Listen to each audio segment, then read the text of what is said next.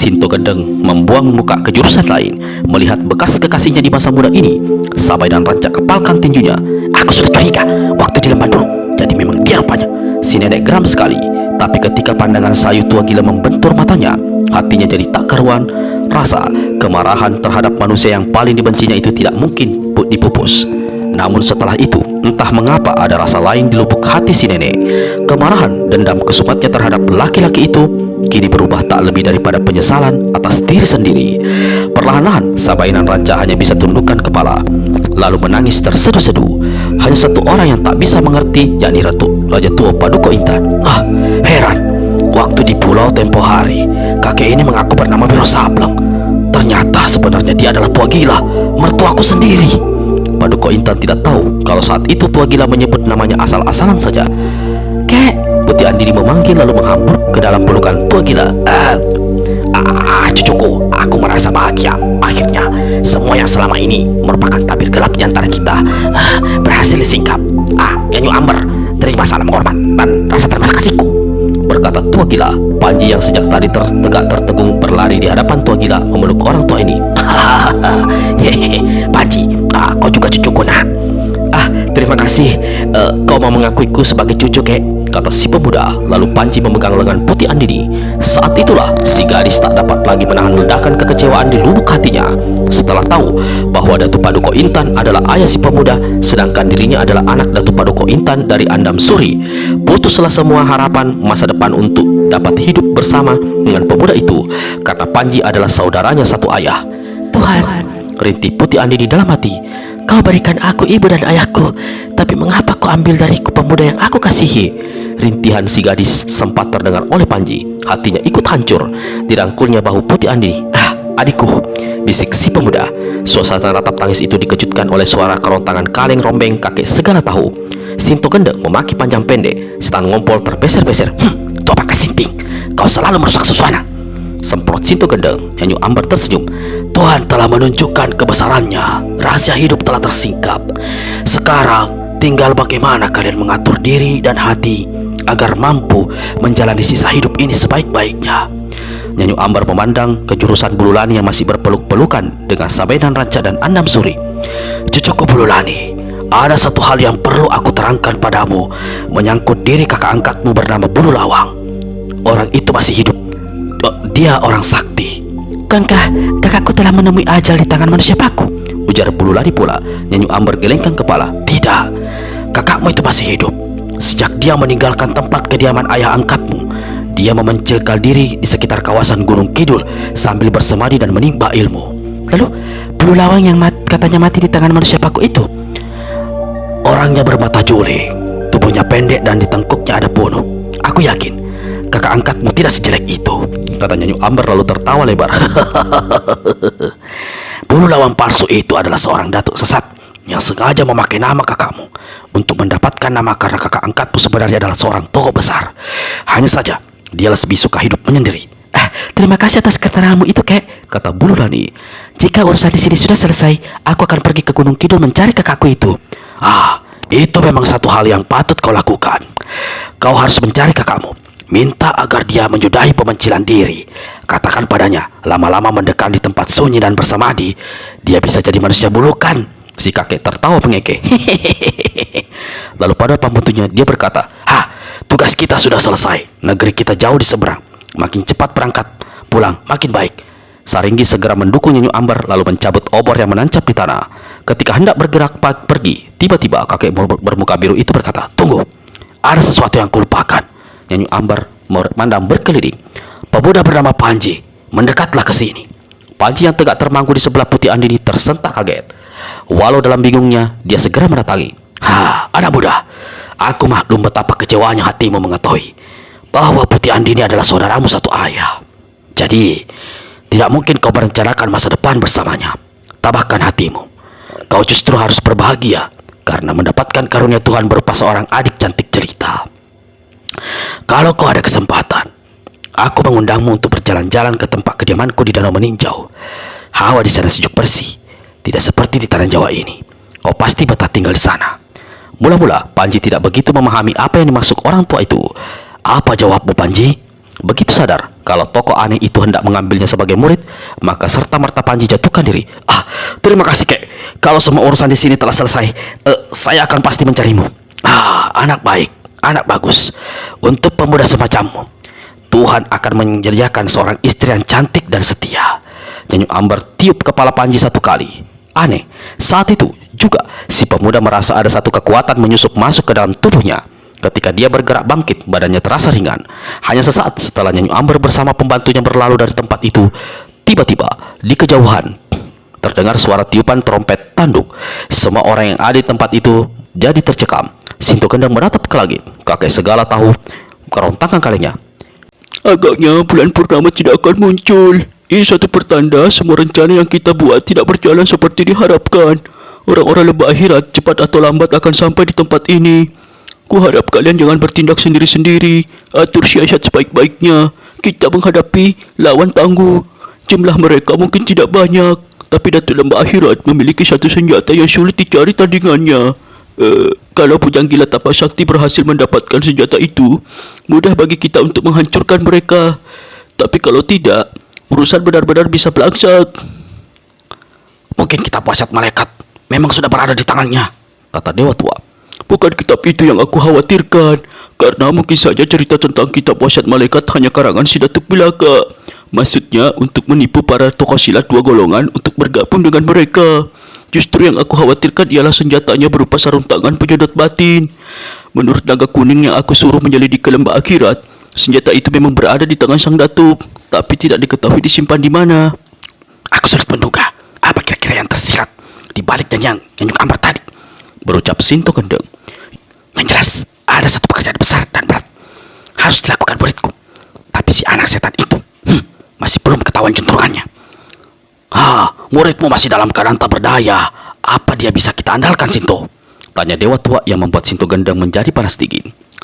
Pengiring mayat muka hitam menggaruk bagian bawah perutnya, lalu mengangkat tangan memberi tanda agar rombongan berhenti. Nah, ada seorang gadis bertubuh gemuk luar biasa, duduk di depan gubuk di tepi jalan. Aku belum pernah melihatnya.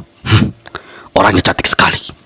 Sepasang mata Datuk Lembah Akhirat membeliak. Dia memandang pada Dewa Ketawa. Kakek ini tertawa bergelak. Dia menoleh pada si Kesura Jelantik dan jagal iblis makam setan. Dua orang ini diam saja. Pengganti Yayu Lantik sudah aku dapatkan. Datuk Lembah Akhirat tertawa girang lalu melompat turun dari kereta, berlari menuju gubuk dekat kelokan jalan. Di belakangnya, Dewa sedih mulai menangis. Apa yang dikatakan pengiring mayat muka hitam memang benar. Di depanku sebuah gubuk. Di atas bangku panjang terbuat dari bambu, tampak duduk seorang gadis bertubuh luar biasa gemuknya. Wajahnya cantik sekali karena berdandang sangat apik. Dia mengenakan pakaian panjang warna biru berkilat yang pinggirannya dibelah sampai ke pinggul. Kakinya dipangkulkan satu sama lain hingga pahanya yang gempal besar dan putih terlihat jelas, menyilaukan pandangan Datuk Lembah Akhirat. Merangsang darahnya, nafsunya segera menggelegak. Apalagi sejak kematian Yayu Lantik, sudah sekian lama dia tidak bertemu perempuan yang disukainya.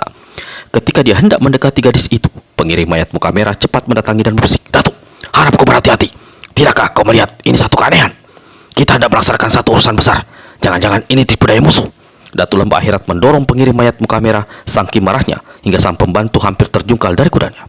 "Dalam urusan seperti ini, aku lebih tahu darimu." Si nenek, si Kesura Jelantik yang tadinya juga hendak memberi kisikan pada Datuk Lembah Akhirat batalkan niatnya melihat apa yang dilakukan sang datuk. Sementara pengiring mayat muka hitam tak mau peduli karena dia lebih mementingkan menggaruk anggota rahasianya.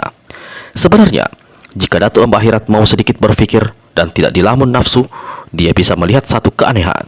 Gadis berbobot lebih dari 100 kati itu duduk di atas bangku yang terbuat dari 3 pasang bambu melintang. Dalam keadaan seperti itu, 3 bambu sama sekali tidak melengking. Dengan senyum-senyum, Datuk Lembah Akhirat sampai di depan gubuk. Langsung dia menyapa sambil pegang bahu gadis gemuk. "Bidadariku, sudah lama kau menunggu aku di tempat ini." Si gadis angkat kepalanya sedikit, lontarkan senyum genit, lalu berkata dengan suara paruh berat, "Menunggu lama tidak jadi apa. Tapi benarkah yang berdiri di hadapan saya ini Datuk Lembah Akhirat, calon raja di limbah persilatan?" Datuk Lembah Akhirat tertawa gelak-gelak. "Bukan calon, tapi sejak malam ini aku sudah ditakdirkan menjadi datuk serta raja dunia persilatan. menguasai Pulau Andalas dan seluruh daratan tanah Jawa. Bidadariku, siapa namamu? Sambil bertanya, Datuk Lembah Akhirat selenyapkan tangan kanannya di balik dada pakaian si Gembong yang diraba. Menggeliat kegelian tapi kedip-kedipkan matanya seolah keenakan membuat sang datuk tambah gila dirangsang nafsu. Gila betul, seumur hidup baru kali ini aku memegang dada begini besar, keras seperti batu dan seperti ada bulu-bulunya. Nafsu sang datuk tambah menggelegak. Nama saya Buli-Buli, Datuk. Kau nakal ya? Aku suka laki-laki nakal. Tapi aku kurang suka bermesraan dilihat banyak orang. Mendengar ucapan si gadis, sang datuk segera cekal tangan Buli-Buli. Ditariknya si Gemuk ke dalam gubuk. Saat itu, di luar terdengar suara si kesurat jelantik berseru, "Datuk, keluar sebentar. Aku dan teman-teman mau bicara." Rupanya si nenek sudah curiga besar, tapi Datuk Lembah Akhirat malah memaki dan mengusirnya. Sambil tersenyum, dia lalu berkata pada si gadis, "Hahaha, namamu bagus tapi aneh kedengarannya. Buli-Buli. Apa itu? Ada artinya?" Buli-Buli artinya saya punya buli-buli untuk dibuli-buli oleh buli-buli Datuk. Meledaklah tawa Datuk Lembah Akhirat, lalu tawanya lenyap berganti suara hembusan nafas menggeru ketika dilihatnya Buli-Buli sengaja merosotkan pakaiannya di bagian atas hingga punggung dan sebagian dadanya tersingkap. Penuh nafsu, Datuk Lembah Akhirat ciumi punggung putih berlemak dan berkeringat itu. Si gadis menggeliat-geliat kegelian membuat sang datuk tambah terangsang. Datuk, saya bersedia melakukan apa saja untukmu. Tapi ada satu hal yang hendak kukatakan. Datuk Lembah Akhirat gigit tengkuk Buli-Buli yang melumbung putih ditumbuhi bulu-bulu halus. Aku sudah bisa menduga apa yang kau mau bilang. Kau pasti minta harta, perhiasan, uang emas atau... Kau tahu Buli-Buli, saat aku pertama melihatmu, aku sudah merasakan bahwa kau layak akan menjadi ratu pendamping diriku selaku raja-raja di dunia persilatan. Terima kasih, Datuk. Mau berbaik hati begitu. Tapi yang ingin saya katakan ialah bahwa kemarin malam saya bermimpi. Dalam mimpi saya melihat ada orang mencuri sepasang sarung tangan sakti milik Datuk. Apakah senjata itu masih ada pada Datuk saat ini? Harap Datuk sudi memeriksa. Bagaimana mimpimu bisa sama dengan kenyataan yang terjadi? Namun, Datuk Lembah Akhirat raba kantong pakaian sebelah kanan. Kau tak usah khawatir, sarung tangan itu masih ada padaku. Bolehkah saya melihat? Karena mungkin saja senjata itu telah diganti dengan yang palsu. Kening Datuk Lembah Akhirat berwarna merah dan hijau jadi berkerut. Dengan cepat dikeluarkannya gulungan kain putih dari dalam saku pakaiannya. Baru saja dia hendak membuka gulungan kain itu, tiba-tiba Buli-Buli gerakan tangan kanannya menghantam. Datuk Lembah Akhirat mencelat menghantam dinding gubuk. Gubuk yang memang sudah reot itu serta-merta rubuh. Buli-Buli cepat menyambar gulungan kain di tangan kanan sang datuk, namun gagal karena saat itu menyambar dua larik sinar, satu merah berwarna merah, satunya hitam. Yang melepaskan pukulan sakti mematikan itu adalah si kesurat jelantik dan pengirim mayat muka merah. Buli-Buli terpekik. Gadis gemuk itu ternyata luar biasa enteng gerakan tubuhnya. Begitu berhasil menghindar, dia balas menghantam. Serangkum angin luar biasa dingin menderat tempat itu. Pengirim mayat muka merah menjerit keras. Sisi kanan tubuhnya yang kena sambaran pukulan lawan mendadak sontak menjadi kaku dan dingin seolah diselubungi es. Dari telinga dan mata kanannya mengucur darah. Si gadis kembali berusaha merampas gulungan kain di tangan kanan Datuk Lembah Akhirat. Namun saat itu, sang datuk yang tidak cedera sedikit pun akibat hantaman tadi telah lebih dahulu berkelebat, seraya mengibaskan gulungan kain putih di tangan kanannya. Di dalam gulungan kain itu tersimpang sepasang sarung tangan sakti. Buli-Buli bermaksud hendak merampas gulungan kain kembali, tapi justru tangan kanannya kena digebrak. Gadis gendut ini mengeluh tinggi, tubuhnya tampak limbung. Gebrakan sarung tangan, walau terlindung dalam gulungan kain, ternyata masih mampu menyedot sebagian tenaga dalamnya. Ketika dia kembali hendak lancarkan serangan, dari belakang si kesurat jelantik menghantam punggungnya dengan satu totokan dahsyat hingga Buli-Buli langsung tertekung kaku. Habis menotok, si nenek tidak tinggal diam. Dengan jari-jari tangannya yang berkuku panjang hitam, dan dia merobek pakaian si gadis di bagian bawah perut. Datuk, buka matamu lebar-lebar, lihat sendiri. Barangnya tidak berbeda dengan barangmu, hanya dia putih, kau hitam. Hihihihi. Mata Datuk Lembah Akhirat seperti mau keluar dari sarangnya. Manusia panci jahanam, siapa kau sebenarnya? Bentak Datuk seraya menjambak rambut Buli-Buli. Begitu dijambak, rambut itu tercabut. Ternyata rambut palsu. Langit di sebelah timur kelihatan terang, tapi udara dingin masih membungkus kawasan Telaga Gajah Mungkur, termasuk bagian barat, di mana para tokoh golongan putih rimba persilatan berkumpul. Kakek segala tahu kerontangan kalengnya lalu mendongak ke langit. Aneh, aneh, aneh. Tak pernah keanehan terjadi berturut-turut seperti ini. Malam tadi hujan turun terus-menerus. Bulan purnama 14 hari tidak muncul. Malam tadi pula muncul ladang kontrim persilatan Nyonya Amber. Malam tadi orang-orang lembah akhirat diduga hendak menyerbu. Ternyata tidak. Padahal mereka tak jauh lagi dari sini. Pagi ini langit terang di sebelah timur. Tapi kelihatan sang surya. Walah, apakah alam tidak lagi bersahabat dengan manusia? Kakek bermata putih buta ini kembali kerontangkan kaleng rombengnya. Tiba-tiba terdengar seruan. Ada orang datang. Aku mencium wangi. Teriak Sinto Gendeng. Satu bayangan biru berkelebat dan bidadari angin timur muncul di tempat itu. Dia mencuri pedang naga suci 212.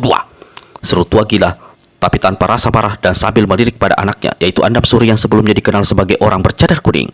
Kakek ini lemparkan senyum sambil kedipkan matanya karena dia kini maklum Andam Suri dan bidadari angin timur sengaja mencuri pedang naga suci 212 sekedar menjalankan siasat agar senjata sakti itu tidak jatuh ke tangan Sabai dan Raja atau Sultan Alam Rajo di bumi.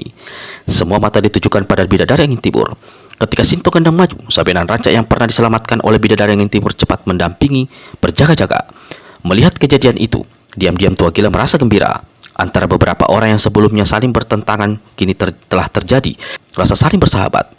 Aku tidak peduli kau pencuri atau bukan. Yang aku ingin tahu, apakah pedang naga suci 212 berada di tanganmu? Tanya Sinto Gendeng dengan suara keras. Nek, aku... Andam Suri tak tinggal diam. Dia segera melompat ke samping Sabai dan Raja. Jangan bersalah duga, jangan berburuk kira. Agar terang, biar ku jelaskan. Gadis berambut pirang ini bukan maling, bukan pencuri. Apa yang dilakukannya semata-mata karena ketulusan hati. Sebelum jatuh pedang sakti ke tangan orang-orang lembah akhirat, dia dan aku merasa perlu mengatur siasat. Dapatkan pedang sakti itu untuk menolong pendekar sakti. Senjata itu ada padanya. Harap jangan diambil dan jangan diminta. Yang perlu dicari tahu di mana gerangan pendekar 212 adanya. Anak setan itu tidak kelihatan mata hidungnya sejak malam tadi. Sinto Gendeng berpaling pada bidadari angin timur. Tadi aku menyangka anak itu ikut bersamamu. Atau mungkin kau menyembunyikannya di satu tempat. Bidadari angin timur gelengkan kepala. Aku akan mencarinya sampai dapat. Jadi harap kau mau menyerahkan pedang naga suci 212 padaku, kata Sinto Gendeng pula sambil pelototkan mata pada gadis berambut pirang itu. Putih Andini maju mendekati Sinto Gendeng. Dengan suara halus dia berkata, Nek, apa kau lupa? Hanya orang-orang tertentu saja yang bisa memegang pedang itu. Hanya orang tertentu pula yang boleh memilikinya. Pedang itu kepunyaanku. Sahabat berambut pirang ini mengambilnya apapun alasannya. Aku mohon kau mau mengembalikannya padaku, bidadari angin timur. Bukankah itu namamu? Bidadari angin timur menjadi bimbang. Dia tahu memang pedang naga suci 212 milik gadis bernama Putih Andini itu. Namun jika dia mengembalikan sekarang, jelas tidak bisa dipergunakan untuk mengobati Wiro karena pemuda itu tidak ada di tempat itu. Aku bakalah, berkata Sinto Gendeng dengan suara sengaja dikeraskan. Biar aku tak jadi meminta pedang itu, tapi mengapa dia tidak mau mengembalikannya pada gadis berambut panjang? Jelas hatinya culas dan maksudnya memang jahat dari semula. Nenek Sinto, jangan kau salah menduga, menyaut bidadari angin timur. Aku dan kakak Andam Suri mengambil pedang naga suci 212 untuk menyelamatkan dari orang-orang lembah akhirat. Begitu berada di tangan kami, akan dipergunakan untuk membantu muridmu. Tapi malah tadi ditunggu di satu tempat, pendekar 212 tidak muncul. Aku menyelidik di beberapa tempat, pemuda itu lenyap tak diketahui entah kemana. Baru saja bidadari angin timur mengakhiri ucapannya, belum sempat Sinto Gendeng hendak menjawab, tiba-tiba ada orang berseru. Pendekar 212 ditawan orang-orang lembah akhirat. Semua orang yang ada di tempat itu menjadi geger. Semua mata diarahkan pada orang yang baru datang, berpakaian berkepedaan hitam, berwajah cantik, dan memiliki sepasang mata biru. Ratu Duyung, seru naga kuning dan setan ngompol hampir berbarengan. Apa kau bilang? Teriak Sinto Gendeng. Muridku ditawan orang-orang lembah akhirat. Jangan-jangan kau sendiri yang menyingkapkannya di satu tempat. Ayo jawab. Jangan berani berkata dusta. Paras Ratu Duyung menjadi merah. Dalam hati, dia menyesali sikap dan ucapan si nenek hitam yang seolah tidak pernah mengenal budi ini. Saking gusarnya, Ratu Duyung lantas menjawab, Aku tidak menyalahkan kalau kau masih saja gusar terhadapku, Nek. Gara-garaku, muridmu ditimpa musibah. Tapi menuduh, menghina dan melecehkan diriku terus-menerus bukanlah tindakan terpuji. Aku memberitahu muridmu ditawan datuk lembah akhirat. Kau malah menuduh aku yang menyekapnya. Kau lihat saja, tak lama lagi orang-orang lembah akhirat akan sampai di sini. Bukan cuma muridmu yang ditawan, pedang gila tapak sakti yang menyamar jadi perempuan juga mereka tangkap dan gebuki sampai babak belur. Mendongak ke langit, dia memegang bahu iblis putih Ratu Pesolek yang tegak di sampingnya. Kita gagal. Penyamaran yang gila ketahuan. Aku merasa berdosa. Sarut tangan ular itu pasti tidak berhasil didapatkannya. Aku cuma kau suruh menandali si gendut itu. Segala tipu daya dan siasat kau yang mengatur, kata iblis putih Ratu Pesolek tak mau disalahkan. Tiba-tiba, di kejauhan terdengar suara tiupan trompet. Langit tampak semakin terang walau sang surya belum juga menampakkan diri. Semua orang tampak tercekat. Tapi hanya sesaat, Sinto Gendeng kembali mendahului menyerocos. sebelum lawan datang, kita harus menentukan siapa lawan dan siapa teman di antara kita sendiri. Aku melihat ada musuh dalam selimut di tempat ini. Tua gila yang merasa tidak enak mendengar ucapan Sinto segera menyauti. Sinto, harap kau menyebut langsung nama orangnya. Kalau memang ada musuh dalam selimut seperti yang kau bilang. Nenek sakti dari Gunung Gede itu menyeringai. Kau sudah tahu siapa orangnya. Tapi kau berkura-kura dalam perahu, berpura-pura tidak tahu. Baik, akan aku sebut terang-terangan orangnya. Dia adalah nenek bertopi tanduk kerbau itu, Sabainan Rancak, bekas gendakmu itu. Merahlah wajah tua gila. Para Sabainan Rancak tak kalah merahnya. Anak dan cucu mereka terdiam tercekat. Mereka ingin membela Sabai, namun apa yang dikatakan Sinto Gendeng sulit untuk diingkari. Dan rahasia lagi, bahwa dalam rimba persilatan akhir-akhir ini tersiar kabar ada hubungan tertentu antara Sabainan Rancak dengan Sultan Alam Rajo di bumi. Selanjutnya, Sultan Alam sendiri mempunyai hubungan rahasia pula dengan Datuk Lembah Akhirat. Sabai, salah atau benar dirimu, kau berhak dan harus bicara membuka mulut. Aku yakin kau tidak seburuk yang disangkakan orang. Mendengar ucapan tua gila itu, Sinto Gendeng tertawa tinggi. Siapa lagi yang akan membela kalau bukan bekas kekasih sendiri? Lalu si nenek pentang tampang cemberut. Kakek segala tahu korong tangkang kalengnya. Sabai, jangan biarkan keadaan bertambah buruk. Orang-orang dari lembah akhirat semakin dekat. Sebelum terjadi bentrokan berdarah, kau harus menentukan sikap. Sabainan Rancak gigit bibirnya. Dia memandang berkeliling. Mula-mula memperhatikan Andam Suri, lalu Bulu Lani, kemudian beralih pada Panji dan Datuk Paduko Intan. Sesaat ditatapnya pula Putih Andini. Terakhir sekali pandangannya lekat pada wajah tua gila. Mula-mula suara bicaranya bergetar, namun perlahan-lahan dia bisa menguasai diri. Arang yang tercoreng di kening memang sulit dihapus. Nama yang tercemar sukar diperbaiki. Diri yang terlanjur busuk dalam lumpur susah untuk diangkat dan dibersihkan. Inilah harkat hidup di atas dunia. Pembelaan mungkin satu kesia-siaan dan bahan tertawaan, ejek cemooh. Tetapi jika kalian mengalami derita sengsara hidup seperti diriku, mungkin kalian ikut meratap dalam tangisku. Dalam derita hidup bisa membuat orang lupa dan salah melangkah. Sengsara batin bisa membuat orang tenggelam dalam malapetaka yang sebenarnya tidak diinginkannya. Namun, apakah seorang insan tidak pernah berbuat salah dan dosa? Apakah tidak ada kesesatan yang tidak mungkin diperbaiki? Apakah tidak ada kesalahan yang tidak bisa diampuni? Seburuk itukah wujud dunia? Sejahat itukah hati manusia? Di usia lanjut ini, aku ingin menghabiskan sisa hidupku dalam memohon ampun dan bertobat diri. Tetapi jika itu tidak menjadi bagian diriku, maka aku rela menerima rajaman dari manusia dan asap dari Allah Maha Kuasa. Siapakah di antara kalian yang pertama kali ingin menurunkan tangan menjatuhkan hukuman ke atas batu kepalaku? Aku siap menerima dengan segala keikhlasan. Mungkin ini balasan yang terbaik bagi diriku. Satu hal perlu kalian ketahui. Aku berdiri di sini bukan sebagai musuh dalam selimut. Dalam dukaku yang amat sangat, aku merasa bahagia menemukan kembali anak dan cucuku. Kalau bisa, aku ingin berbuat sesuatu. Biarlah aku menghadapi orang-orang lembah akhirat itu sebagai penebus dosa. Suasana sehening di perkuburan.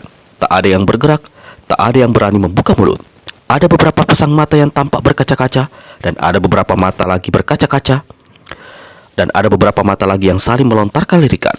Tua gila tiba-tiba melangkah dan tegak di samping Sabainan Raja. Semua derita sengsara, semua jalan sesat dan kesalahan yang dilakukannya berpangkal pada perbuatan diriku.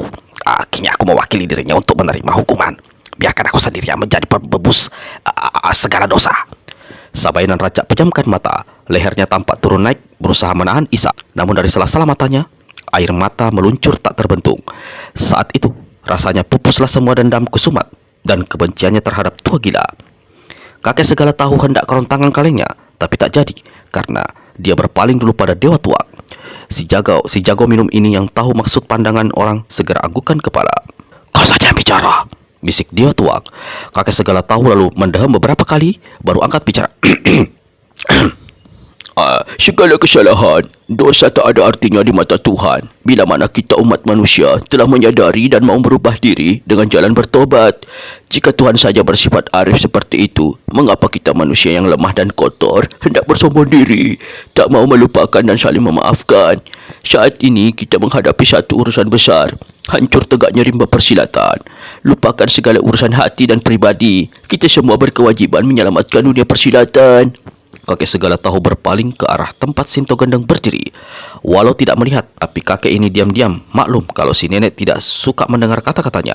Maka dia meneruskan, Jika apa yang aku ucapkan barusan adalah keliru, aku yang tua minta maaf. Tapi jika ada di antara para tokoh di sini tidak suka dengan jalan pikiranku, tinggalkanlah kami, biar kami mencari jalan sendiri untuk dapat keluar dari malapetaka yang menghadang. habis berkata begitu, si kakek kerontangkan kalengnya. Begitu berisiknya hingga ketika suara kaleng lenyap di kesunyian terasa semakin mencekam. Tak ada yang bergerak, tak ada yang bersuara. Sinto Gendeng palingkan muka ke arah kegelapan. Mulutnya tampak berkomat kamit, tapi tak ada suara yang keluar. Kakek segala tahu tadi membuat dia terpukul. Beberapa kali membuat nenek ini menghela nafas dalam. Di atas Telaga Gajah Mungkur, langit secara aneh bertambah terang. Udara semakin terasa panas. Ketika beberapa orang mendongak ke atas, terkejutlah mereka. Matahari muncul di langit. Saat itu, di langit memang tampak muncul sang surya, bulat penuh dan memancarkan sinarnya dengan terik. Keadaan menjadi terang benderang. Semua orang bersorak gembira. Namun, kakek segala tahu malah tunjukkan wajah redup gelisah. Aneh, Katanya perlahan. firasatku mengatakan akan terjadi sesuatu di langit sana, akan terjadi sesuatu di permukaan bumi. Puluhan tahun hidup, tak pernah aku rasakan udara begini panas. Belum lama si kakek keluarkan perasaan hatinya itu. Tiba-tiba, seorang berseru, Lihat, ada sesuatu yang bergerak mendekati matahari. Astaga, matahari menjadi merah seperti bara. Jangan-jangan dunia mau kiamat. teriak Dewa Tuak lalu cepat-cepat teguk Tuak dalam bumbung. Sementara iblis muda, Ratu Pesolek yang tegak di sebelahnya menjadi pucat. Dia segera cekal lengan Dewa Tuak seraya berbisik ketus. Kau bicara yang bukan-bukan. Jangan menyebut-nyebut soal kiamat. Kita masih belum kawin. Dewa Tuak sampai tercekik mendengar kata-kata si nenek. Kakek segala tahu kerontangkan kalengnya. Kepalanya didongakkan. Matanya yang putih nyalang melebar. Perlahan-lahan, udara yang sebelumnya terang benderang berubah menjadi redup. Aku tidak melihat, tapi aku yakin sesuatu akan terjadi. Ada sesuatu yang bergerak menutupi sang surya. Rembulan dan matahari akan bertindihan di satu garis lurus. Matahari akan mengalami gerhana. Kata-kata terakhir si kakek keras sekali, tapi sangat tercekat, sehingga semua orang mendengar menjadi bungkam dalam kegelisahan. Di kejauhan, tiba-tiba terdengar salakan anjing bersahut-sahutan. Burung-burung berterbangan kian kemari hiruk pikuk. Semua orang memandang ke langit dengan nafas seolah tertahan di mata tidak berkedip. Ada rasa takut menyelinap. Bahkan Sinto Gendeng yang biasanya paling banyak bicara dan bertingkah kini diam mengkeret. Seumur-umur dia belum pernah melihat gerhana matahari. Di sampingnya, si setan ngompol duduk meluncur di tanah dengan tengkuk dingin dan kencing memancar terus-menerus. Naga kuning tutupi mukanya dengan dua tangan.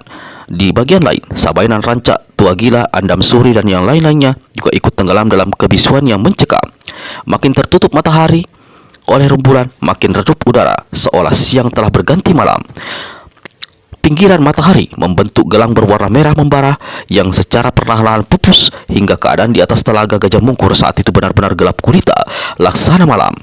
Lapat-lapat terdengar gemuruh suara binatang buas berlarian di rimba belantara sekeliling telaga. Dari berbagai jurusan salakan anjing terdengar tiada henti, ditimpali suara kokok ayam bersahut-sahutan. Dalam suasana mencekam begitu rupa, mendadak terdengar suara tiupan trompet. Tak selang berapa lama, rombongan Datuk Lembah Akhirat muncul di tempat itu. Kakek segala tahu kerontangkan kalengnya. Lalu di sebelahnya kini terdengar Tua Gila yang berteriak, Ingat, ingat janjang laut nyanyuk amber. Jangan terpengaruh oleh apa yang kalian lihat. Jangan tertipu pada kenyataan palsu. Berpikir mencari jalan agar yang jahat dapat dikalahkan. Dalam hitamnya kegelapan terdengar gebeletukan roda kereta dan derap kaki kuda. Dan derap kaki-kaki kuda, sosok binatang tunggangan dan orang-orang itu bergerak laksana hantu menuju tepi barat Telaga Gajah Mungkur. Lalu terdengar suara tiupan trompet. Kalau tadi hanya sesekali, kini terus-menerus berkepanjangan. Kakek segala tahu mendongak ke langit. Tua Gila, Sinto Gendeng, Dewa Tua dan semua yang ada di tepi barat telaga memandang tajam dalam kegelapan. Tak lama kemudian, rombongan dari lembah akhirat muncul di tempat itu. Mereka membuat gerakan-gerakan cepat mendebar demikian rupa, mengurung tepi barat telaga dalam barisan berbentuk setengah lingkaran. Karena orang-orang ini sengaja berhenti agak jauh, lagi pula suasana begitu gelap akibat gerhana matahari, cukup sulit untuk mengenali siapa saja yang ada dalam rombongan tersebut selain Datuk Lembah Akhirat. Suara trompet sirna, lalu muncul suitan panjang dalam kegelapan.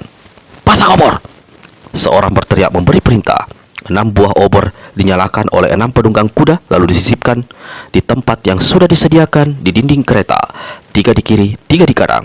Di bawah penerangan 6 obor kini, apa yang ada di tempat itu terlihat cukup jelas. Semua mata hanya sesaat memperhatikan manusia tinggi besar berpakaian hitam yang tegak di atas kereta besar, yaitu Datuk Lembah Akhirat. Karena perhatian mereka langsung tertuju pada bagian belakang kereta. "Pendekar 02 bersableng!" Tua Gila yang pertama kali berteriak. Ratu Duyung dan Bidadari Ingin Timur keluarkan seruan tertahan. 2 gadis ini serta-merta hendak menghambur ke arah kereta, tapi Tua Gila cepat memberi isyarat agar jangan melakukan sesuatu dulu. "Anak setan, apa yang terjadi dengan dirimu? Jangan, siapa yang berani mati memperlakukan kau seperti itu?" Menyusul teriakan Sinto Gendeng. Bujang Gila Sapak Sakti!" Dewa Tua berseru dari sebelah kiri. Di bagian belakang kereta ada sebuah balok disanggah 2 buah tiang tinggi. Pada balok ini tergantung sosok pendekar 02 Wiro Sableng, kaki ke atas, kepala ke bawah, hanya mengenakan sehelai celana putih. Darah yang hampir mengering menodai hidung dan mulut, tubuh serta celananya. Pada bagian dada kelihatan membentang guratan panjang, dicidera akibat hantaman kaki jagal iblis makam setan. Saat itu, Wiro masih berada dalam keadaan tertotok. Hingga siapa saja yang menyaksikan pastilah menyangka pemuda ini paling tidak tengah berada dalam keadaan sekarat. Pada dinding kereta sebelah kiri tergeletak melintang sosok gemuk berpakaian perempuan penuh robek. Mukanya bercelemangan berak tebal bercampur darah. Beberapa bagian tubuhnya lebam membiru. Orang yang berada dalam keadaan mengenaskan ini bukan lain adalah Bujang Gila Tapak Sakti. Selain masih berada di bawah pengaruh totokan, tangan dan kakinya tampak terikat, walau 2 matanya buta. Namun, kakek segala tahu sudah bisa menduga apa yang terjadi. Terlebih, sewaktu di sebelahnya Iblis Ratu Pesorek berbisik, "Kau benar. Kita benar-benar gagal. Penyamaran Bujang Gila Tapak Sakti diketahui. Sekarang dia dan pendekar 02 berada dalam tawanan Datuk Lembah Akhirat." Sinto Gendong meraung keras. Tangan kanannya langsung memancarkan cahaya putih perak, menyilaukan tanda dia telah menyiapkan pukulan sinar matahari. Kalau tidak lekas ditahan oleh Dewa Tua, pasti nenek ini sudah melesat ke atas dan dihantamkannya pukulan mautnya pada Datuk Lembah Akhirat yang tegak di bagian depan kereta. "Datuk Jahanam, kau apa keburiku?" teriak Sinto Gendeng dengan dada turun naik menggemuruh dan sepasang mata berkilat-kilat laksana dikobari api. Di atas kereta, Datuk Lembah Akhirat berkaca pinggang lalu tertawa bergela. "Kalian bisa melihat. Kalian bisa membaca situasi. Apa perlu menjawab?" "Jahanam, kau robek mulut besarmu." Sinto Gendeng kembali mendamprat. Datuk Lembah Akhirat menatap nenek dengan pandangan mengejek lalu berucap. Langit hitam, bumi dilanda kekelaman, gerhana di langit, gerhana di atas Gajah Mungkur, malapetaka di atas bumi, bumi dilanda kekelaman. Apakah itu tidak cukup menjadi pertanda bagi kalian, orang-orang golongan putih, bahwa hari ini adalah hari kehancuran kalian? Pendekar 212 ada di tangan kami. Bujang Gila Tapak Sakti bernasib sama. Lalu masih ada seorang gadis bernama Anggini yang kusekap di Lembah Akhirat. Apa kalian masih tolol hendak melawan? Mengapa tidak lekas-lekas semua berlutut minta ampun padaku dan tunduk menjadi kacung-kacungku? Lihat siapa para tokoh yang ada di sekelilingku." Mendengar muridnya disekap di Lembah Akhirat, Dewa Tua berteriak marah. Kalau tadi dia mencegah Sinto Gendong untuk tidak berlaku nekat, maka kini dia sendiri menjadi kalap. Begitu dia bergerak, kakek segala tahu palangkan tongkat kayunya di depan dada Dewa Tua. Kita semua harus ingat pesannya Yuk Amber. Jangan berlaku bodoh sobatku. Datuk Keparat itu menjepit kita dengan 3 tawanan. Jangan berlaku keliru sobatku. "Datuk Jahanam, kalau muridku sampai cedera atau ternoda, ku rebus dirimu dengan arak sampai jadi bubur," teriak Dewa Tuak dengan mata berapi-api. Lalu dia semburkan tuaknya ke udara. Datuk Lembah Akhirat ganda tertawa mendengar ancaman itu. Di samping kiri kereta berdiri Dewa Sedi yang tiada hentinya mengeluarkan suara tangisan. Lalu pengiring mayat muka hitam yang terus-menerus menggaruk. Lebih ke kiri 6 pengawal menunggang kuda. Paling ujung kelihatan pemuda berjuluk utusan dari akhirat. duduk di atas seekor kuda coklat. Sikapnya seperti tidak sabaran. Dengan geram dia menatap ke arah Wiro yang terikat di atas kereta. Lalu pada Sinto Gendeng dan Tua Gila, 3 manusia yang harus dihabisinya sesuai perintah roh gaib si muka bangkai alias si muka mayat. Selain mengawasi 3 orang ini, sesekali pemuda ini memperhatikan Putih Andini, Ratu Duyung dan Bidadari Angin Timur. Sejak lama dia menaruh hati pada 3 gadis ini. Diam-diam dia bertekad mendapatkan salah seorang di antara mereka. Namun dari ketiganya, Ratu Duyunglah yang paling ditaksirnya. Di samping kanan kereta, Dewa Ketawa duduk di atas keledai kurus sambil mengumbar tawa. Lalu 2 orang pengawal bermuka hitam menyusul pengiring mayat muka merah tegak manusia aneh, jagal iblis makam setan. Seperti biasa, kedua tangannya berada di bawah, di punggung kuda, sedang sepasang kakinya berada di atas. Sabainan rancak sesaat memandang tak berkedip pada jagal iblis ini. Dia dan Tua Gila serta Sinto Gendeng tidak menyangka kalau manusia sakti berhati jahat ini telah bergabung dengan orang-orang lembah akhirat. Di sebelah jagal iblis makam setan berdiri si Kesur Jelantik. Sejak muncul di tempat itu, sepasang matanya terpantek pada sosok dan wajah Tua Gila, manusia yang paling dibencinya. Sabainan rancak menggeram dalam hati ketika dia melihat Sultan Alam Rajo di bumi alias Sutau Abang ikut berada di antara orang-orang lembah akhirat dan tegak di ujung kiri sebelah 4 pengawal berkuda.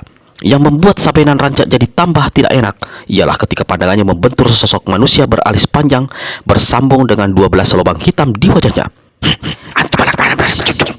Kata Sabai dalam hati. Jadi dia juga ikut berada di pihak sana. Di atas kereta, Datuk Lembah Akhirat angkat tangan kirinya. Kalian tidak punya daya apa-apa. Kalian harus bersyukur. Aku masih mau memberi pengampunan. Mengapa berlaku tolol? Tidak segera jatuhkan diri, tanda minta ampun dan bergabung dengan kami. Atau memang kalian ingin melihat pendekar Roso II dan Bujang Gila Tapak Sakti mati mengenaskan? Jeritan geram marah keluar dari mulut beberapa orang mendengar kata-kata Datuk Lembah Akhirat. Sinto Gendeng tetap tegak dengan tangan kanan membekal pukulan sakti, pukulan sinar matahari. Di sebelahnya, setan kompol telah pula kerahkan tenaga dalam ke tangan kiri, kanan. Di bagian lain, Ratu Duyung telah keluarkan cermin sakti sambil tangan kiri menyentuh dada mengusap kitab wasiat malaikat yang ada di balik pakaiannya. Tua Gila diam-diam selipkan tangan kanan keluarkan benang saktinya, sementara Sabai tegak dengan tangan terpentang memancarkan cahaya merah, tanda dia telah merapal aji pukulan sakti kipas neraka. Dewa Ketawa, Dewa Sedih! Tiba-tiba kakek segala tahu berteriak. Dari suara tangis dan tawa kedua kakek sakti itu, dia sudah tahu kalau mereka berada di pihak lawan. Kalian berdua sungguh manusia-manusia tiada berbudi sampai hati bergabung dengan musuh besar orang-orang golongan putih. Dewa Sedih meraung keras, sedangkan Dewa Ketawa tertawa gelak mengekeh mendengar ucapan kakek segala tahu itu. Dewa Tua tak mau diam, segera menimpali. Dasar manusia tua bangka sedeng. Kalian enak saja melihat keponakan kalian di Bujang Gila Tapak Sakti, dianiaya dan ditawa Datuk Lembah Akhirat. Datuk Lembah Akhirat angkat tangan lalu membuka mulut. Dewa Sedih dan Dewa Ketawa adalah 2 manusia arif bijaksana. Mereka menyadari tingginya langit, dalamnya lautan, dan mau bergabung dengan kami. Sang Datuk lalu berpaling pada Sultan Alam Rajo di bumi. Sultan Alam, aku melihat satu pemandangan yang membuat mataku jadi sepat. Sabainan rancak kekasihmu itu berada di pihak musuh. Kau hanya berdiam diri saja. Mendengar ucapan Sang Datuk, maka Sultan Alam berseru, Sabai, kau masih punya kesempatan untuk diampuni, asal segera bergabung dengan kami. Kalian berdua kakak beradik manusia celaka. Sudah cukup kalian menipuku. Sultan Keparat, kau yang pertama kali akan kubunuh. Teriak Sabai selagi orang berperang mulut. Andam Suri dekati kakek segala tahu lalu memberisikan sesuatu. Si kakek lantas saja goyangkan kalengnya tiada henti. Andam Suri yang saat itu masih mengenakan pakaian kuning, tapi tanpa cadar lagi, memberi isyarat pada Ratu Duyung. Sang ratu memberi tanda pada Bidadari Angin Timur. Antara kedua gadis ini agaknya telah pupus segala sakit hati dan perselisihan. Yang ada dalam pikiran mereka saat ini adalah bagaimana menyelamatkan pendekar Roso II Wiro Sableng dan juga Bujang Gila Tapak Sakti. Dewa Sedih, orang-orang tolol tidak mau berpikir. Keluarkan ratapanmu, pengantar kematian mereka. Mendengar perintah Datuk Lembah Akhirat, maka Dewa Sedih meraung keras. Sang surya tertutup rembulan. Orang menyebutnya gerhana, aku menyebutnya malapetaka. Hatiku sedih. Hati manusia tertutup kebodohan, otak manusia tertindih batu ketololan. Hatiku sedih. Orang-orang golongan putih, apa yang kau cari di tepi barat Telaga Gajah Bungkur? Apakah kalian tidak melihat pertanda alam? Kalian bernasib buruk, akan meratap karena kalian akan mati tak berkubur. Baru saja Dewa Sedih hentikan tangisnya, tiba-tiba dari belakang sana terdengar suara orang menggeru. Lalu ada anak kecil ikut-ikutan menangis meniru ratapan Dewa Sedih. Orang pandai menggaruk kepalanya, orang tolol menggaruk selangkangannya. Aku sedih. Para tokoh silat golongan hitam, apa kau cari di tepi barat Telaga Gajah Mungkur, di dalam gerhana matahari? Tidakkah kalian ikut lihat pertanda alam? Salah seorang dari kalian menggaruk tiada henti hingga auratnya bengkak dan lecet. Hatiku sedih. Apa kalian semua mau ketularan kegatalan dan lecet barang masing-masing? Beberapa orang keluarkan suara tertahan.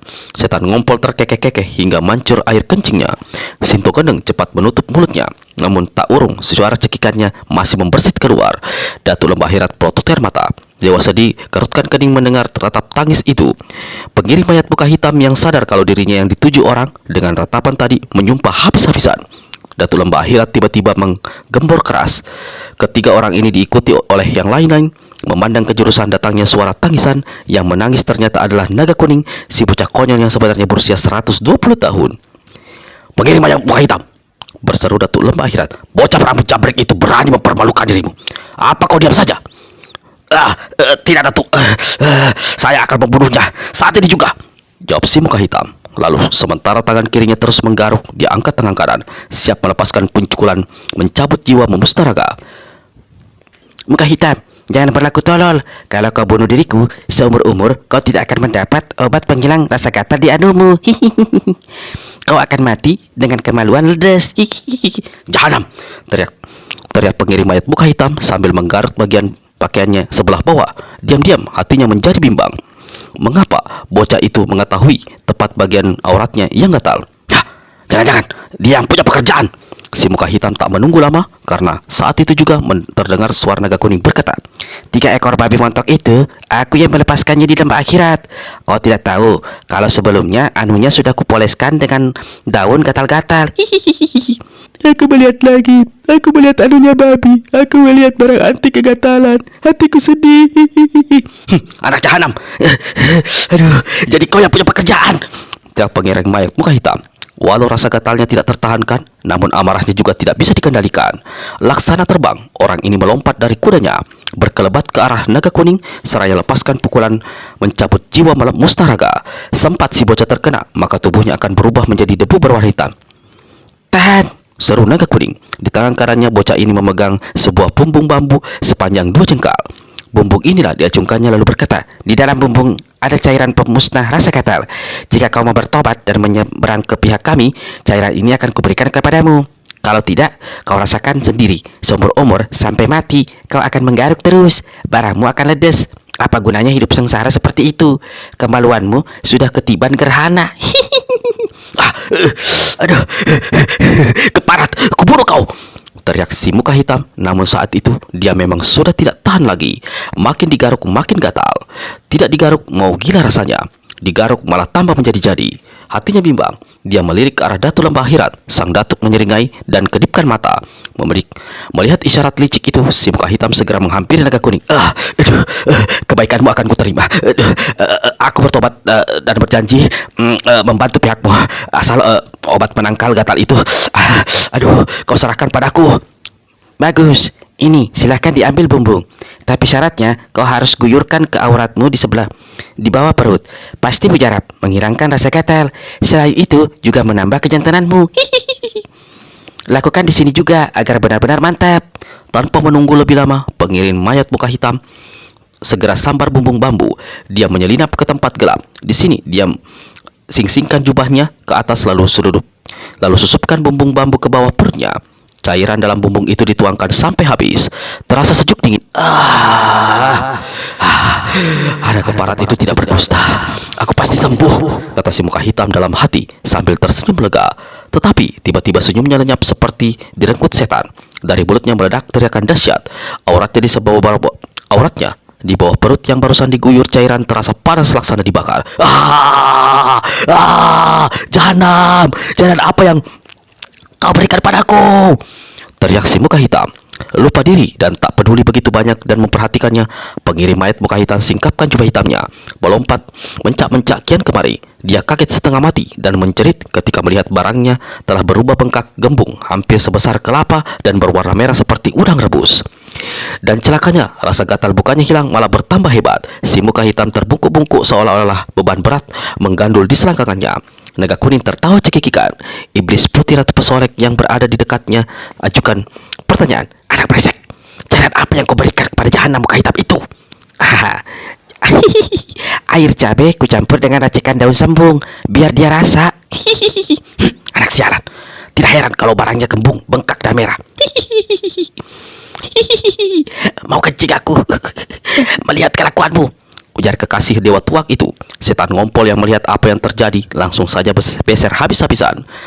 Yang pengirim mayat muka hitam seperti orang kemasukan setan adanya, lari sana sini sambil berteriak-teriak, lalu jatuhkan diri di tanah berguling-guling. Kemudian dia bangkit berdiri, lari ke arah sebatang pohon. Pada puncak rasa gatal dan sakit yang tidak bisa ditahannya lagi, tanpa ada yang menduga atau yang mencegah, orang ini hantamkan kepalanya ke batang pohon. Pengirim mayat muka hitam terkapar di tanah dengan kepala rengkah. Suasana serta-merta hening mencekam. Lalu di kejauhan terdengar suara lolongan anjing. Udara tambah gelap. Jahanam tolol! Datu Lembah Akhirat memaki marah. Pengirim mayat muka merah, bunuh bocah kepala itu. Anak jahanam, terima kematianmu! Pengirim mayat muka merah menghardik. Satu cahaya merah melesat mengkidikan. Pukulan mencabut jiwa mustaraka, seru tua gila. Naga kuning, naga secikir, teriak Sabainan Raja. Nenek ini lalu tekuk lututnya. Tangan kiri didorongkan ke arah naga kuning hingga saat ini terpental satu tombak. Tangan kanan dihantamkan ke depan. Pukulan sakti kipas neraka berkiblat menyambut pukulan maut mencabut jiwa mustaraka. Ternyata Sabainan Raja tidak sendirian. Dari tempatnya berdiri, dewa tuak teguk tuaknya sampai mulutnya kembung lalu menyembur. Curang bekejut! Satu suara membentak. Terhadap manusia jahanam sepertimu, mana berlaku segala macam perharatan, teriak dewa tuak di depan sana. Pengirim mayat muka merah tampak berdiri terhuyung-huyung sambil pegang dada. Dari sela mulutnya mengucur darah kental. Kepalanya yang berambut keriting merah mengepulkan asap. Jubah merahnya penuh lubang akibat semburan dewa tuak. Dari setiap lubang mengucur darah. Jelas orang ini terluka parah di sebelah dalam dan sebelah luar. Tetapi karena memiliki daya kekuatan luar biasa, dia masih bisa bertahan hidup. Di bagian lain, Sabainan Rancak tegak laksana patung. Mukanya seputih kain kafan. Dia batuk-batuk beberapa kali lalu terhuyung melembung. Ternyata akibat bentrokan pukulan sakti tadi, si nenek juga mengalami cedera walau tidak parah.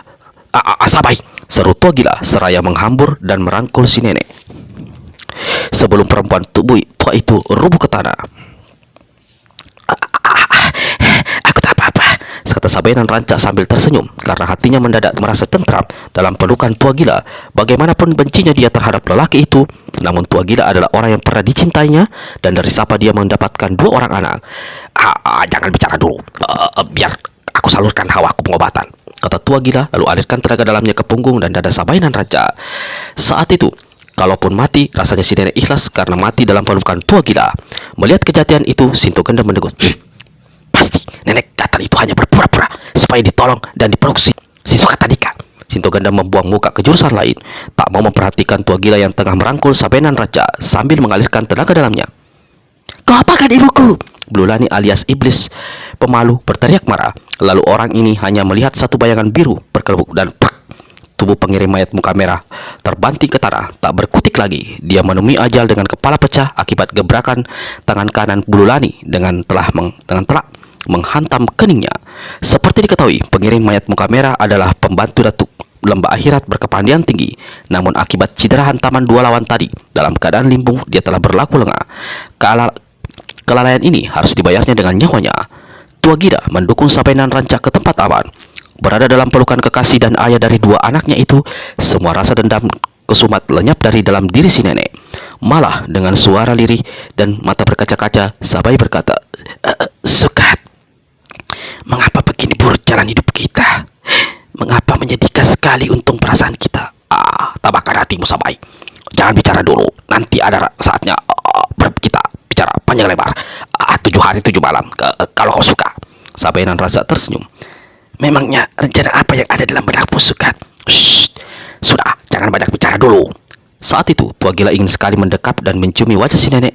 Walau dia memang pernah menyanyiakan perempuan itu, namun saat itu, di lubuk hati yang terdalam disadarinya, dari sekian banyak gadis di masa mudanya yang menjadi buah hatinya, memang hanya Sabainan Ranca seoranglah satu-satunya perempuan yang benar-benar dikasihinya. Tidak dapat menahan diri, Tua Gila tundukkan kepala hendak mencium kening Sabainan Ranca. Namun saat itu tiba-tiba terdengar suara menggigitkan. Klak, klak, klak, klak, klak. Berulang kali berpaling ke kiri, kagetlah Tua Gila. Satu sosok aneh bergerak dengan dua tangan di atas tanah, sedang dua kaki pipi seperti pedang tipis membentuk gerakan menjagal, laksana gunting raksasa. Iblis jagal iblis makam setan, seru Tua Gila seraya cepat-cepat melompat ke kiri, tapi masih terlambat. Cas! Rambut putih Sabainan Ranca yang tergerai riap-riapan putus sepanjang 2 jengkal. Si nenek terpekik. Tua Gila berteriak marah. Jagal iblis makam setan tertawa bergelak. Dengan 2 tangan masih menjejak tanah, sementara 2 kaki terus bergerak kian kemari. Dia berkata, Aku mengampuni nyawa salah satu dari kalian, asalkan Sabainan Ranca mengembalikan padaku mantel sakti dan mutiara setan yang pernah didapatkannya dariku secara menipu. Tua Gila memandang pada Sabainan Ranca. Si nenek yang tahu arti pandang itu menjawab, Mantel dan mutiara itu tidak ada padaku. Sudah kuserahkan beberapa hari lalu pada Sultan Alam Raja di Bumi alias Sto Abang. Tipu muslihat apa yang telah kau jalankan, Sabai?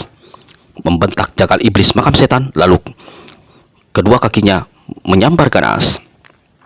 Kalau tidak cepat, si nenek menyingkir, niscaya rambut dan kepalanya akan terbabat putus. Bicara dengan suara lantang adalah, Dia menipumu, jagal iblis, dan sekaligus memfitnahku. Yang bicara dengan suara lantang adalah Sultan Alam Raja di Bumi. Mantel dan mutiaramu ada padanya. Kalau dia tidak memberikan, terpaksa kita rampas bersama nyawa anjingnya sekalian. Setuju, teriak jagal iblis makam setan. Dia tertawa mengekeh, lalu sesekali berkelebat. 2 kakinya seperti sepasang pedang tajam itu membabat ke arah leher Tua Gila, dan dari sebelah kiri Sultan Alam Raja di Bumi hantamkan tangan kanannya melancarkan pukulan maut ke arah dada Sabainan Ranca. Inilah pukulan yang disebut malaikat maut mendera bumi. Jangankan tubuh manusia, dinding batu sanggup dibuat bolong. Dalam keadaan terluka, Sabainan Ranca angkat tangan kanannya menangkis dengan pukulan kipas neraka. Namun sebelum sempat menghantam, tiba-tiba dari samping melesat satu bayangan hitam disertai berkiblatnya 2 larik sinar hitam. Bukan saja membendung serangan Sultan Alam, tapi sekaligus menghantamnya dengan dahsyat. Hawa panas yang menggebu bukan alang kepala. Jagal iblis makam setan ikut terkejut dan sama-sama menyingkir. 12 jalur kematian. Seluruh Sultan Alam kaget begitu mengenali pukulan sakti yang hampir merenggut nyawanya tadi. Sepasang matanya yang juling bertambah jereng. Memandang ke depan, dia melihat seorang yang tinggi besar, berambut kasar seperti ijuk.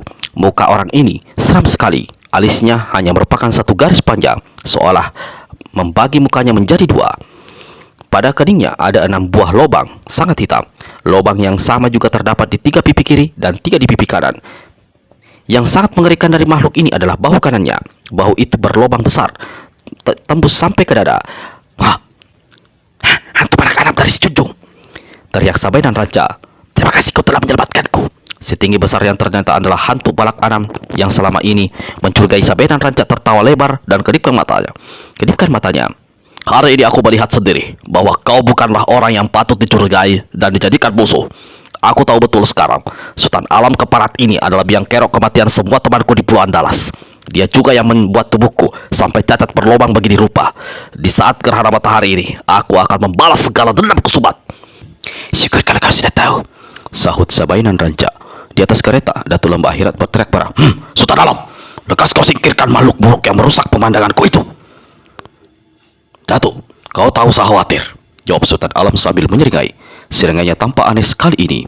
Aku bukan saja akan membunuh hantu kesasar ini, tapi juga memaklumkan diri bahwa mulai saat ini, akulah yang menjadi pimpinan tertinggi di tempat ini. Semua harus tunduk padaku, termasuk kau, Sutu Agil. Lembah Akhirat berada di bawah kekuasaanku. Akulah sekarang datuk dari semua datuk di tanah Jawa dan Pulau Andalas. Sutu Abang, apa maksudmu? Teriak Datuk Lembah Akhirat. Mukanya yang belang 3 seolah berubah menjadi setan menyeramkan. Semua orang yang ada di tempat itu juga menjadi heran mendengar pernyataan Sultan Alam Raja di Bumi. Sultan Alam Raja di Bumi tidak menjawab. Dengan tenang, dia memasukkan tangan kanannya ke saku jubah putih. Lalu matanya yang juling lemparkan sekilas kerlingan pada kakaknya. Sambil menyeringai, dia keluarkan sepasang sarung tangan terbuat dari kulit ular berwarna merah, hitam, dan hijau. Terbelalaklah mata Datuk Lembah Akhirat melihat benda yang ada di tangan adiknya itu. Segera dia meraba saku pakaian sendiri. Suto Agil, sekian lama kau menipu dan memperalatku. Nyawaku selalu di ujung tanduk karena menuruti apa perintahmu. Saat ini, gerhana matahari menjadi saksi. Aku mengambil kekuasaanmu sebagai datuk di lembah akhirat. Jika kau berani membangkang, terpaksa aku mengambil nyawamu. Jahanam setan, alas! Sumpah Datuk Lembah Akhirat dengan mata berapi-api. Jadi kau yang membunuh pengiring mata mayat buka hijau di ruang penyimpanan senjata pusaka, karena dia telah memergokimu ketika mencuri sarung tangan penyedot mati. Ternyata kau sudah tahu jalan ceritanya, ujar Sultan Alam Raju di Bumi menyahuti ucapan kakaknya sambil menggerakkan jari-jari tangannya yang kini terbungkus sarung tangan kulit ular kobra. Berarti jalan cerita selanjutnya tak perlu kuterangkan. Sultan Alam memandang ke arah rombongan para tokoh silat golongan putih.